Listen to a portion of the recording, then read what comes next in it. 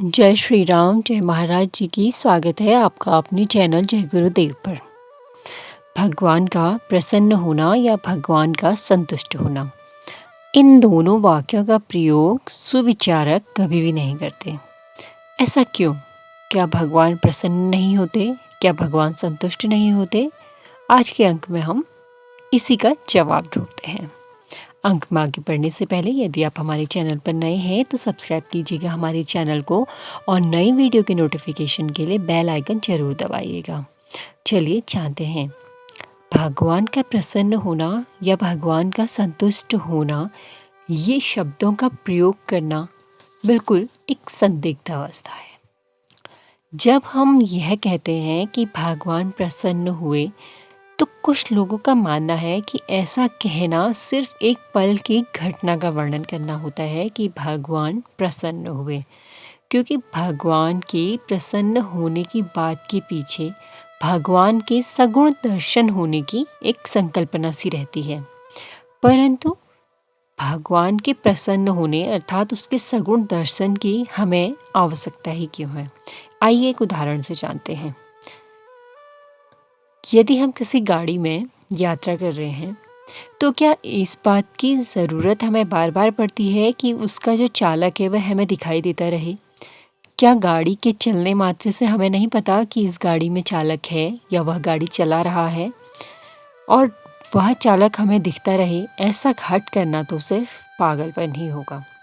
यही बात उस परमेश्वर पर भी लागू होती है कि जब वह परमेश्वर हमारे जीवन की इस गाड़ी को आगे बढ़ा रहा है, तो क्या उसके दर्शन होना, उसके सगुण आकार के दर्शन होने की आवश्यकता हमें है?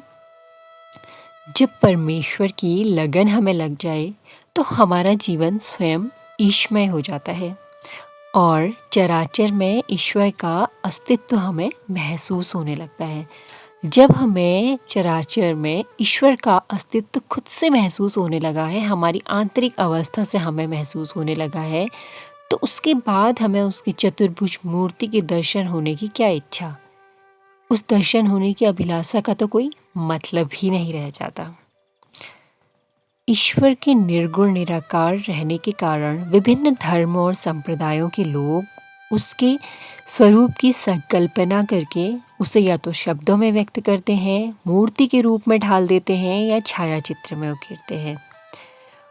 ऐसा करने से ऐसा नहीं लगता कि हम ईश्वर को बहुत थोड़े से में ही सीमित रख देते हैं, और इस सीमित रूप का मन पे जब प्रभाव पड़ता है तो कभी कभी हमें स्वप्न में या जागृत अवस्था में उसका साक्षात्कार होता है, और साक्षात्कार अर्थात हम उसकी एक आकार बना लेते हैं कि ईश्वर ऐसा दिखता है, और उसी का साक्षात्कार को सामने रखकर हम तप ध्यान आदि करते हैं। और यदि हम उस साक्षात्कार सगुण रूप को लगातार लगन से अपनी इच्छा पूर्ति के लिए मान भी लें, तो बहुत अधिक समय तक वह लगन नहीं रहती, उसकी प्रगति मंद होने लगती है। उसका कारण क्या होगा कि उसके स्वगुण दर्शन का स्वप्न साकार हुआ रहता है। हमारे दिमाग में हमने उसका एक सगुण रूप बना लिया है, जबकि वह तो सगुण रूप में इस प्रकार है ही नहीं। वह सिर्फ हमारे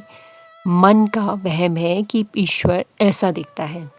इसलिए दुनिया के वस्तु मात्र में विभूतिमय ईश्वर और उसके आगे अणु रेणु में समाया हुआ परमात्मा देखने की हमारी इच्छा बाकी ही नहीं रह जाती।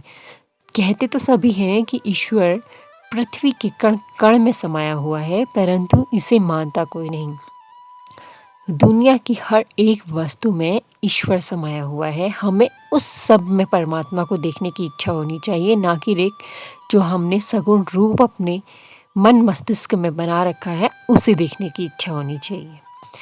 इसलिए भगवान के संतुष्ट होने या प्रसन्न होने की बात लेकर इस भक्ति को, ईश्वर भक्ति को सीमित करना बिल्कुल भी उचित नहीं होगा कि हम सिर्फ उसके प्रसन्न होने या संतुष्ट होने तक ही अपनी भक्ति करें। हमें उसकी भक्ति कैसी करनी होगी? उसका सिर्फ एक ही मार्ग है कि हम यह मान लें कि समूचा विश्व ही मेरा घर है, वसुधैव कुटुंबकम की भावना हमारे अंदर हो, तो हम सच्ची इस भक्ति को कर सकते हैं। और इसी ध्येय को सामने रखकर ईश भक्ति करने में ही जीवन की हमारी सच्ची सार्थकता होगी। हमें इसलिए भगवान की भक्ति नहीं करनी कि हमें भगवान को प्रसन्न करना है। हमें भगवान की भक्ति इसलिए करनी है कि वही इस दुनिया का सर्व है, वही इस दुनिया को चलाने वाला है और वही निर्गुण निराकार है। वही हमारे अंदर समाया है, वही हमारे बाहर, वही हमारे चारों ओर कण कण में है। इसलिए हमें प्रभु की भक्ति करनी चाहिए, ना कि प्रभु को प्रसन्न करने और प्रभु को संतुष्ट करने के लिए। अब जब हम यह जानते हैं कि वसुधैव कुटुंबकम की भावना को अपने मन में रखकर सच्ची ईश भक्ति करने में ही हमारी जीवन की सच्ची सार्थकता है, तो यह जान लेना भी जरूरी है कि सच्ची भक्ति आखिर है क्या। ये सच्ची भक्ति केवल तीर्थ स्थलों पर जाना, मंदिरों में जाना, मंदिरों में अनुष्ठान करना नहीं है। दान देना, गरीबों की मदद करना, अन्याय के खिलाफ आवाज़ उठाना अथवा ऐसे सभी कार्य इंसानों को जो भी उद्धार दिला सकते हैं, ऐसे कार्य करना ही हमारी सच्ची भक्ति होगी। ईश्वर किसी धर्म की स्थापना के लिए इस संसार में नहीं आए थे। मनुष्य जाति को उनके पापों से छुटकारा देने और इंसानों को अच्छे राह पर चलने के लिए ईश्वर ने इस संसार में है। ईश्वर इस संसार के कण कण में इसीलिए समाया हुआ है। मनुष्य को ईश्वर का हर क्षण धन्यवाद करना चाहिए, क्योंकि उन्होंने हमारे उद्धार के लिए अलग अलग रूपों में संसार में जन्म लिया। मनुष्य को सही मार्ग दिखाने के लिए कई प्रकार से निंदा, पीड़ा और कष्ट भगवान ने सहे। ईश्वर का कहना है कि जो इंसान उन पर विश्वास करेगा, उन सबको अपने पास ले जाने के लिए यह बार बार मनुष्य योनि में अवतार लेते रहेंगे। ईश्वर एक है, अलग अलग जगह पर भगवान को अलग अलग तरीके से पूजा ही जरूर जाता है। तो अभी से हम यह प्रण कर लें कि हम भगवान को प्रसन्न करने के लिए या भगवान को संतुष्ट करने के लिए भक्ति नहीं, बल्कि हम भगवान को इस दुनिया का सर्वमय जानकर ईश भक्ति करेंगे और वसुधैव कुटुंबकम की भावना से अपने मन में सच्ची भक्ति का भाव रखेंगे। आशा करती हूँ आज का अंक आपके जीवन में एक अलग ही परिवर्तन लाएगा। जय श्री राम, जय महाराज जी की।